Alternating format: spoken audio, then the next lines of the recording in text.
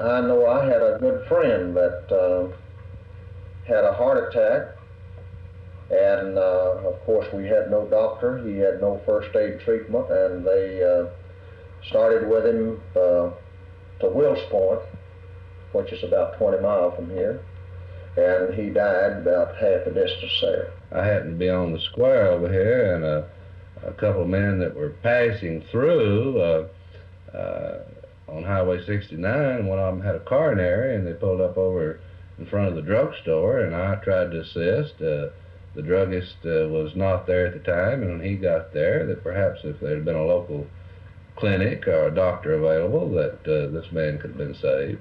Personally, I know of one instance where there was a gentleman had a heart attack out at a riding arena, and I think had he been able to have reached medical facilities in time, he'd been alive today.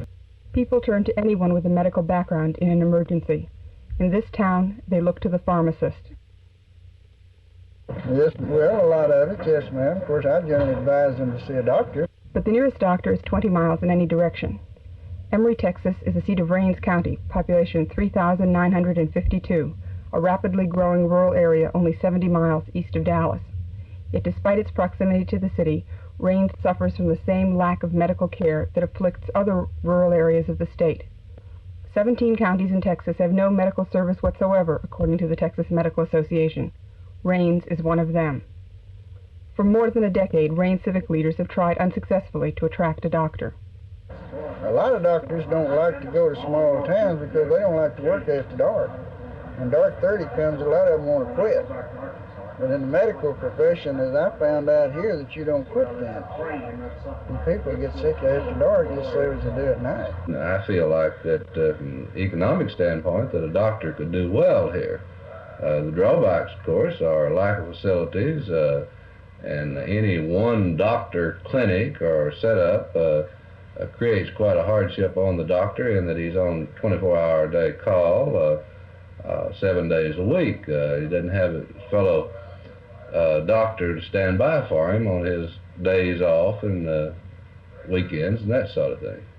Now the county is prospering. Livestock prices are up, and there's a constant influx of people moving from Dallas. Civic leaders are tackling the problem with renewed vigor.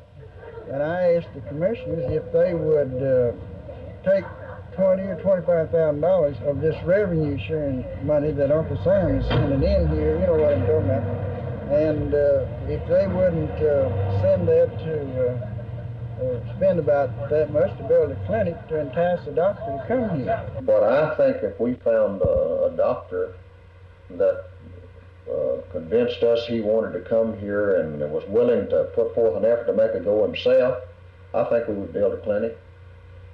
And I think we would help him all we could. And we'd try to fix it. We'd either build a clinic and own it ourselves, or we would help him with financing to build one of his own. We want to get on the map. We want people to know that we are here. We want to know what we can offer the people. And in doing so, we need a medical doctor. There are other problems. After years without a doctor, the people of Rains County have developed their own relationships with physicians outside the area. Would they switch if a doctor did indeed move to Emory? If he will stay and convince the people that he's going to stay, he can overcome most of that.